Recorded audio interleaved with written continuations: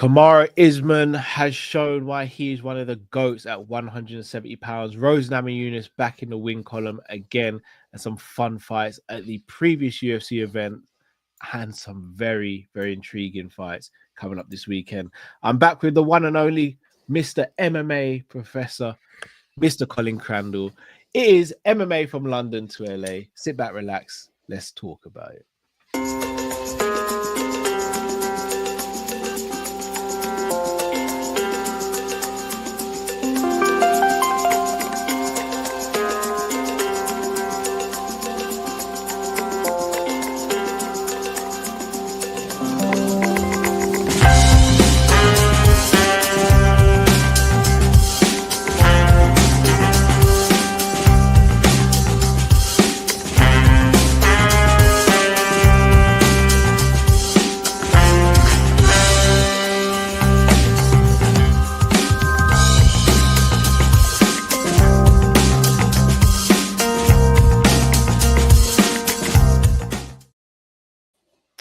How you doing, bro? Welcome doing back. Great. Welcome back. Glad to see you. Take it away, Callum. We're back, man. We're back. What a fantastic set of fights at the weekend, man. Got some good fights. I mean, we've got to start with the main event. I mean, Usman, for one of the first times in his career, barring the Hamzat fight, came into that fight as an underdog, by quite a distance as well. And look, he used his experience, he used his wrestling, he used his composure, his know-how, and he got the job done. What did you make of the performance? Very good, very solid. He was an underdog. It seemed like Buckley had really got the takedown defense going, and his hands are amazing. Very, very strong man for 170 pounds. I know some people that trained with him, really, really good athlete, right in his peak at about 30 years old or 29. And it seemed kind of like Usman maybe had seen better days at nearly 40, at 38, at almost 39, and was not going to be able to keep taking Buckley down, but he did, and the more he took him down, the less Buckley's output became, as is normal, because he was watching out for the shot. He did stuff a few of Usman's shots, especially in that final round. I think he stuffed all of them. But amazing. Usman looked better than he'd looked in quite a while, and it was a great performance by Kamaru. I just don't know still how he matches up against the guys higher ranked, but I'd love to hear your thoughts on that. I mean, it was definitely an impressive performance for sure by the former welterweight champion. Yeah, I think if I'm going to be honest, and I might be completely wrong here, the only fighter I look at in the top half of the welterweight division that really gives him problems, or who's ranked above him, is Sean Brady. I actually think this version of Kamaru still beats JDM, still beats Bilal, still beats. I think Edwards is a weird one because obviously Edwards has got the 2 back-to-back wins over him. But the version of Edwards we've seen in the last 2 fights, I think Kamaru runs through him. Right. I think Brady's the one that gives him the most trouble because of his pace, his pressure, and his jiu-jitsu. For sure. How about, though, Ian Machado, Gary, or Shavkat? Shavkat's a weird one as well because for whatever reason, he seems to be really unlucky with injury. Almost reminds me of when Khabib, before Khabib became Khabib, he had loads of injuries and was always at number 2 in the division, but we never saw him because of all the injuries. It feels like Shavkat's going through that now. Ian Machado, Gary is a tricky one because at range, he's brilliant. But I feel as though Usman can get to him and take him down. Whereas I don't think... And another thing with Gary, apart from Shavkat, he's not fought anyone above him in the rankings. So his resume, although he fights a lot and his resume is good, I still don't look at him and go, he's a bona fide title contender yet. Yeah, you could be right. Well, it's definitely going to be interesting. I think that Usman would be underdog in all of those fights. Maybe not substantially, but he's definitely fired up. It's interesting how he really wants the winner of JDM and Islam. And apparently he made a statement that if the UFC really wants to see him really fight and be exciting, give him that matchup if they don't want to see him just wrestle guys. So, interesting. I just don't think he deserves next immediately, although there's an Yeah. argument for it. I Right. mean, right? Probably not. Probably would have to be Shavkat if he's not injured, or Gary or Brady ahead of Usman. But then I guess Usman would kind of maybe be fourth or something. I mean, Yeah. unless they want to give Bilal a rematch. It was a competitive fight with JDM rather. Yeah. I think similar to Khabib, I think Usman is a terrible fight for Makhachev. Personally, I Yeah, think Usman is bigger and stronger, and I don't know if this is true or not when I say this. I don't think Khabib ever wanted to fight Usman, and I think there's a reason he never mentioned the 170-pound division when Usman was the champion, because I think he knew at that moment Usman was the bigger, stronger, better striker. And I just don't. I think Khabib knows. I don't think he would be able to pressure Usman like he pressured the 155ers. And I think there was a reason he never wanted that fight or pursued the 70-pound belt when Usman was there. Obviously, Islam is a different kettle of fish. I don't like Islam Makhachev's chance against Usman. Even though yeah. Usman, in his prime, he's still a horrible competitor for Islam Makhachev. Yeah, because you see, even Hamzat, who's much bigger than Islam, struggled with Struggled. Usman, and And that Usman was was on short notice as short well. notice. Yeah, exactly. So yeah, no, Usman's back in the thick of it. That'd be amazing Yeah. if he could come back and win it. Tough guy and focused guy, hard training, dedicated athlete for sure. So that was impressive, and I think Buckley is going to still be viable. He's still right in his prime. It's interesting how Izzy put out that video. He just hates him. You know what I mean? Yeah. It's yeah, and I saw what do you call him? Clap back. I saw Buckley clap back to all the hate from Izzy, and I so it's mean, kind of interesting. that could be a fun fight in the future. Yeah, it could be if It'd be a really fun if fight in Buckley the wanted to go future. back to 185, what he'd be like Yeah. 6 inches shorter than Izzy, but a lot of people Yeah. are shorter than Izzy. So yeah, But we did see Kelvin Gastelum have success against Izzy, and that you'd argue was yeah, prime Izzy, whereas this one you'd argue isn't prime Izzy. So no, yeah. be Well, interesting yeah, it fight. would be. They could build a feud. Buckley against Izzy. It'd be interesting for sure. Indeed, indeed. We also had Rose Namajunas beat Miranda Maverick. They used to be training partners. I didn't actually know that, but Yeah. Rose managed to get the job done. Made it look pretty easy on the night as well. Except for the end of Um, that one round when Miranda yeah, got her in that arm triangle choke. Man, yeah, imagine how great that would have been. I yeah. know in That could have jujitsu, changed everything. yeah, because I know I'm a purple belt in jujitsu, and I know in jujitsu that a lot of times, finishing someone who's definitely ranked ahead of you in grappling or in MMA, you got to really believe in the hold. You got to believe in the technique, and Yeah, sometimes you have your doubts because you're just shocked that you could possibly beat someone at a higher level. And then also, I think Rose was moving. Rose was staying very calm. Some of the ways to defend a submission is to just stay calm and hold your position. She yeah, did go do a block by answering the phone, as they call it, with her arm up yeah, instead of just yeah, letting her arm be put across her neck. yeah, But it just also seemed like the cage was blocking Miranda from getting to the side properly yeah, and, moving her body in the direction. And it just wasn't tight. It was on, but it really wasn't even tight at all. And it's too bad because that would have been amazing. And then she did get on her for some ground and pound in the last 7 or 8 seconds, but it was just a small portion of one round. But admirable performance. I think some people thought she was going to just get completely smoked and taken out of there, and she didn't at all. So solid performance by Miranda Maverick and good victory for Rose Namajunas. yeah. I know Rose obviously on the cut weight. I still feel like she's more dangerous at 115 than she is at 125. I think these women are quite a bit bigger than her. Yeah. I think he's still growing into the division. I don't obviously she lost to Blanchfield last time out, so you wouldn't match her up again.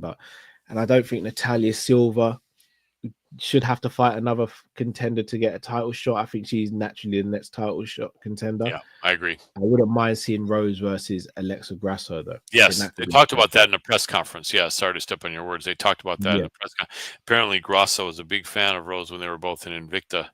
yeah, And now Grasso's been the champ in that division, and Rose has been a champ in strawweight, and it'd be an interesting fight.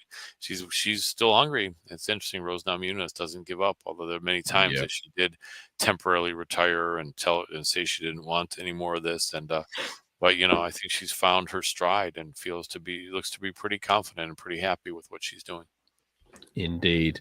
Our guy Petrosky, unfortunately came out on the wrong end of a decision loss against Yeah. Shabazz. Good fight. I think Petrovsky just really needed to get the fight to the ground, and he just couldn't get it there.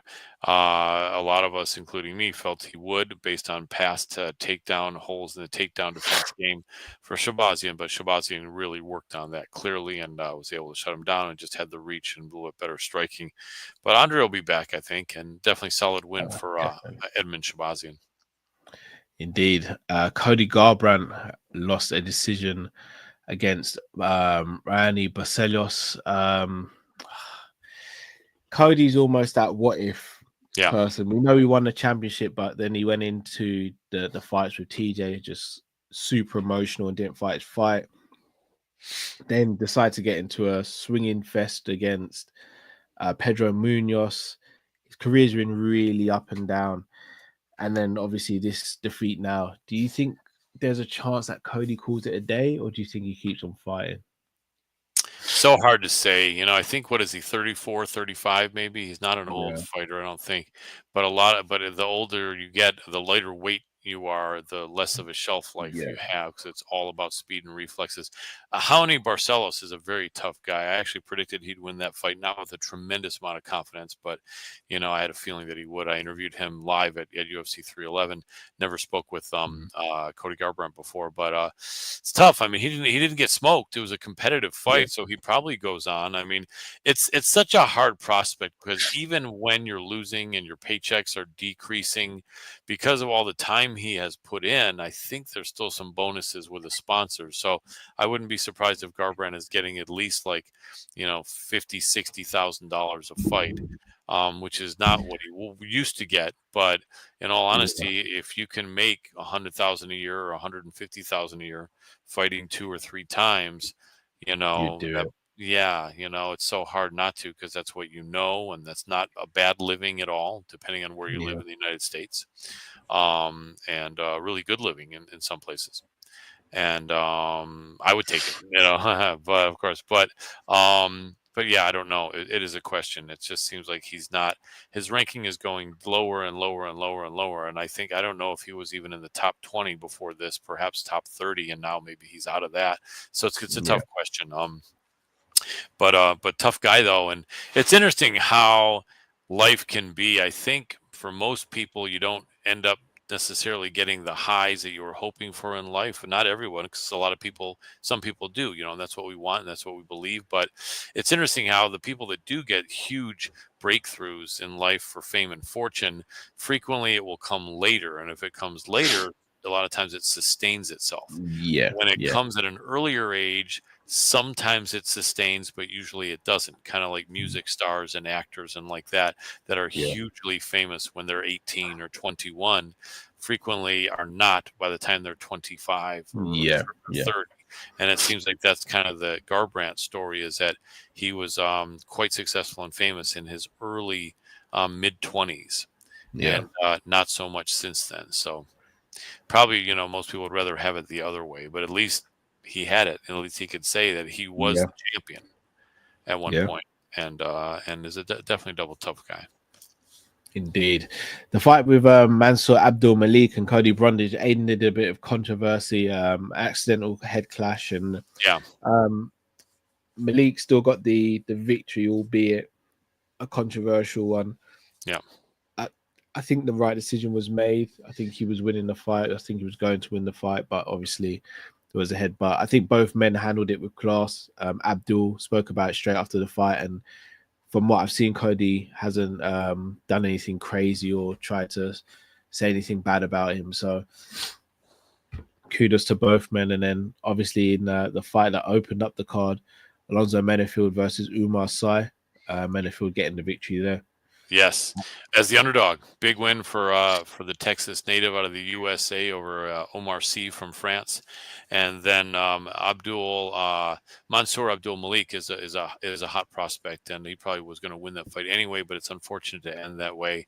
I had a feeling they would award him the decision. I guess that is the rules, but when someone's young and undefeated, it seems like referees are always judging is always favoring him. So it didn't surprise me at all. The last thing they would want to do is derail an undefeated prospect. But he was winning the fight anyway, so that's fine. Seems like a good prospect. Seems like a really a good guy, too. 3 first names, though. Mansour, Abdul, and Malik. Yeah, So it's crazy. kind of interesting. Yeah. Yeah. And then Paul Craig and Rodolfo Bellato was Ended in the no call. yeah, What did you make of that? Because very it odd. didn't. Yeah. He was Did look winning the fight as well. yeah. Looks a bit suspicious or sus, as the younger Well, it's youngsters been would given say. a no contest now. But Yeah. for me, if I just don't understand why he didn't stay on his stay up and just get the result. Odd, very, very odd. Maybe he was running out of gas. He was exhausted. Maybe Yeah, somehow maybe. his corner may have been taking that approach that you got to win this round. You got to win this round. And it's interesting Yeah, because frequently that serves to motivate a fighter, but sometimes it could work against you. Like if his yeah, corner was making him seem like he was behind, his thought might have been, okay, well I'm behind anyway. I might as well yeah. just Go for broke. go for broke here by pretending I'm injured. But if he knew he was ahead, he may not have. But I don't know. It's hard to say. I mean, what fighters go through is tough, and it sure did not seem like it hit him. It really didn't. But I don't Yeah, know. It's tough. It could have just cracked a little bit of his chin, but it's odd. It's so hard to say. The biggest controversy of all time in combat sports was Muhammad Ali against Sonny Liston. And Sonny Liston was like the George Foreman of his day and was yeah, known to have just a solid chin. And he had guys unload on him without any reaction. And Ali wasn't the biggest, heaviest fighter, especially in the mid yeah. 60s when he was in his early 20s. And then just one punch that looked like it barely landed and it just completely floored Liston, who was on the ground not being able to answer the bell. And people are, why would that be the case? I mean, so they called it the invisible punch. And their panels were talking about it, and they were like, And then I think within a couple of years of that, Liston was dead in his 40s, which is Wow, kind of odd. Yeah. scary But that. yeah. Possibly some mob involvement and like that. But Yeah, yeah, it's odd. It's odd. Unfortunate though, weird controversy, and Bellato is going to really have an onus on him to show up and fight hard and look good yeah, in his next fight. Then Michael Chiesa keeps on chugging. He keeps on beating guys who are kind of at his level. And yeah, I think he admits that there's no reason for him to call out any big stars or get anybody in the top 10, but he's getting paychecks. He keeps winning, but how many more guys that are not in the top 20 can they give him? without having implications. Yeah, who are you going to fight next? You or me? No You disrespect, have man. a bet with his jiu-jitsu. You may have a better chance than I I don't know, do. but I'm old as hell, so I think you're the youth that's giving you maybe the better chance in that. We'd have to see. Whoever the UFC picks, you or me, the other one will corner. I'll be your Yeah, you be my chief second. I mean, Malcolm Wellmaker with a fantastic KO, and to Yeah. put it into context, Sean O'Malley fought Chris Matinho, couldn't get him out of there, and Wellmaker did with Yeah. a devastating combo. Yeah, man. Wellmaker is, you could say, making well in his career so far, to make a pun. Josh Ochoa versus Corey Durden. Again, another Cody Durden. brutal knockout. Yeah, had a feeling that Ochoa would win that fight. You know what I mean? Yeah. From Peru, one of the few fighters from Peru. And he did. Durden is kind of past his prime, and Ochoa is an up and comer. That was a solid bet. That was one of the bets that I put out there. It was one of the better bets. He was not even a 2-1 favorite, so Ochoa came through in flying colors. Ricky Simone getting the win over Smotherman. Had a feeling Smotherman's a tough guy, but Simone, or Simon as some people call him, is a tough guy, gritty guy, grappler, and still got something left at bantamweight. Ricky Simone, pun intended, but he smothered Smotherman, didn't he? Yes, he did. Simon says that was his mission. Simon says, indeed, your goal and your your mission is to smother Smotherman. So And he did it. did, and Did it man, he perfectly. smothered him. God bless both men in all Yeah. respects. Phil Rowe coming through against Ange Lusa in a fight that was really important to Rowe to win, and good on him, as they say in Australia. And then Jamie Lee Lynn-Horth beating Vanessa Demopoulos is a huge favorite. Vanessa's very tough, but Jamie Lynn-Horth younger and fresher and came through. So interesting card overall. Did we Really miss good anything? card. I don't think so, did we? No, that was all of them. Now we move to the next fight night, Yes. which is again we'll focus on the Main top card. three, on the main card. Yeah, let's do it. Start with Curtis Blades versus Kuniev. All right, let me pull this up here. Why it's not there? We goes. Yeah, Curtis Blades. I've interviewed him several times, and I like him a lot, and I want to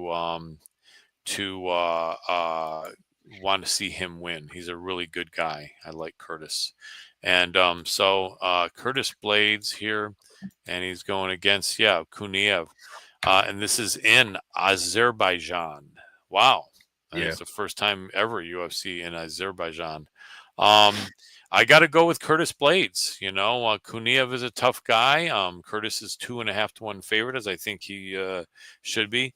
And honestly, the heavyweight picture is not very crowded at the top. A lot of guys have lost and beat each other, and including Curtis. But I think Curtis is the best of that lot. And I think with a win here, Curtis is in title talks.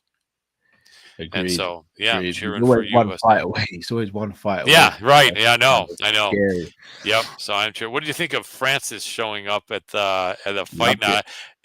Me too. I loved it too. But one of them, my first thought was, how did Dana let him in there with all the bad blood? But my thought is that Dana can't control who the arena, and I'm sure Francis paid for his own admission. But it's interesting. You would have thought almost like they would have said, keep the camera off him. That's what they used to do. That they didn't used to want to promote anyone who's not. But the camera was on him, a fair bit. So either Dana missed it or he didn't care, and that's good because Francis is a great fighter and a great athlete, and it's nice that no one gave him the disrespect just because of contracts not working out. So absolutely agree. Yeah, but I got Blades over Kuniev, but Kuniev's a tough guy, and these guys from the Eastern Bloc are really tough, and basically they're both 6'4". They're both barely making the weight limit, and a good record of 12-2-1 for the Russian Rizvan Kuniev. I'm cheering for USA. I think Curtis does it, but could be a tough fight. Some good grappling. We're going to see some good grappling. I reckon Curtis gets it done as well. On the co-main event, Rafael Fiziev and Ignacio Bahamondes. This should be a striker's delight. Yes. Should be a striker's delight. Yes, it really should. I would think it would. Again, in Azerbaijan, the Eastern Bloc fighters are going to be the hometown fighters here. So they're going to be cheering, getting cheered for. I would imagine Fiziev is a tough guy. Bahamondes is very tough. He's kind of being given the task of bearding the lion in the lion's own den. Yeah, they're both super technical as well.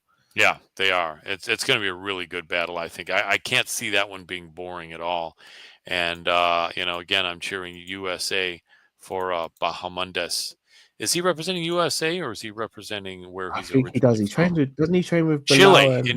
He does, yeah. So he trains out here, but he's from Chile. But I do believe he's training with Bilal and then the guys. And Juliana Pena as well, right? Yeah. I think they speak really highly of him. They almost see him as like the person to carry the torch for that gym going forward. Yeah, I think he very well could be. Yeah, I like Bahamondes. He's been a tough guy for a long time. So I'm going Bahamondes there, but I don't think I'd bet any money on that one because I'm going for Fiziev. Maybe because I want Fiziev to win, but I'm going for Fiziev. Yeah, it's going to be a good battle. I mean, Fiziev is they're not even showing the odds. Do you know what the odds are in that fight? No, Let me take a look here. Let me take a look and see. Because I would think Fiziev would be favored, wouldn't he? But do you think it's going to be big or not so big? It's actually not big at all. Yeah. And Bahamondes, it's either even or Bahamondes slightly favored on a couple of books. Interesting. So, yeah, this is going to be a good fight. It is. Curious to see, but definitely it won't let us down. I don't think it'll disappoint. And then the main event, a fight that was made a little while ago. They've now getting it on. Jamal Sweet Dream Hill versus Khalil Rountree. Yeah. 205. Man, great fight. That's gonna be a firefight. Brilliant Man. fight. Yeah, I've interviewed Jamal several times. I even predicted he'd be a champion 2 years before he became a champion. Yeah. Real good dude. Originally from Illinois, but representing the great state of Michigan, my original home state, where he's trained, I think, for 8 or 9 years. And I think Well, I think it's Black Tiger MMA. Forgive me for forgetting, or Black Lion MMA, one of the two. But good dude, and he really needs a win. You know why I think they're making him a slight yeah. dog is Khalil did better than he did against Against Alex. Carrera. Yeah. Right. But styles make fights. Khalil is such a tough guy and a good guy too. They're both good guys. I like both guys. Jamal Hill's still ranked number 4, Khalil number 7. Khalil is probably arguably hungrier fighter since he is older, I believe, by a few years and has never been the champ. Yeah. But he's coming off the last fight is that beating he took from Alex. But how long ago was that? 6 months ago? 7 maybe? No, more than that. I want to say, wasn't that 8, 9 I months? thought 30, wasn't that 302 or 303? It could have been. It could have been. But I think that you know what? Maybe I'll be able. No, I won't be able to see.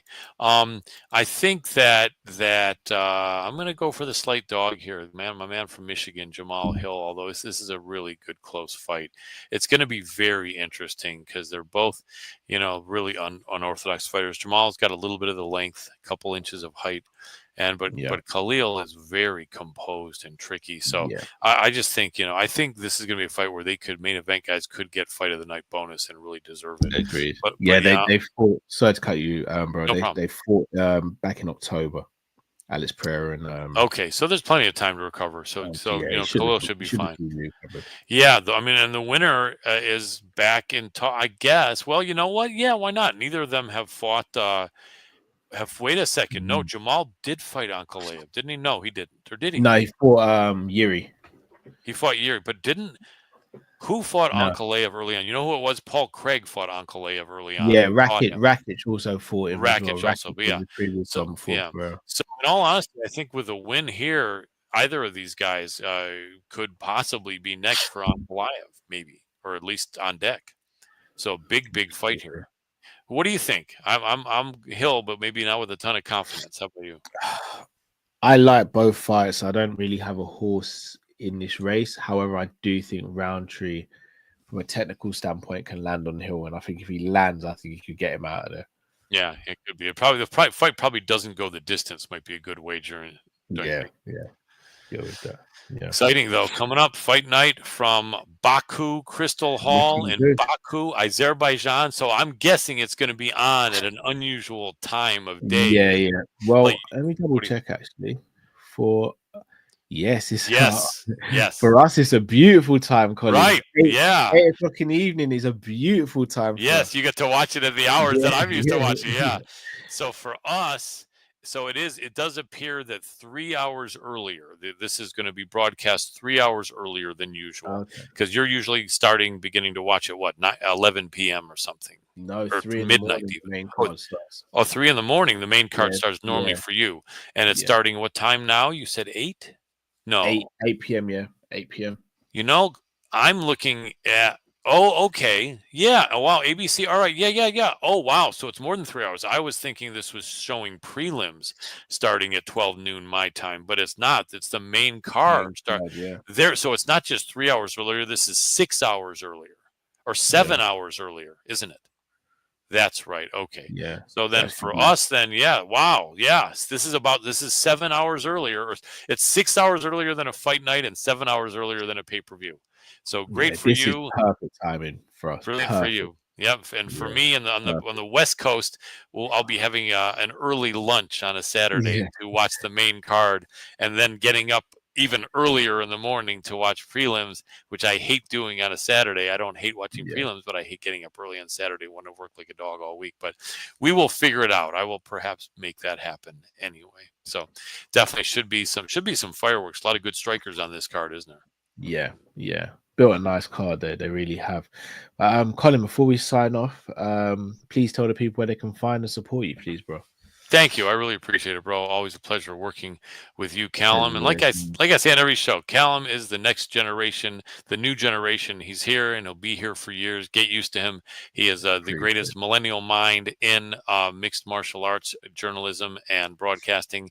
Like I say, the man has the wrestling of Cael Sanderson, the striking of Alex Pereira or Anderson Silva, charisma of the best and brightest movie star out there, and one of the nicest guys in the world, and he's over there in England. So yeah, give him some love and respect, and he'll let you know where his stuff is in a minute.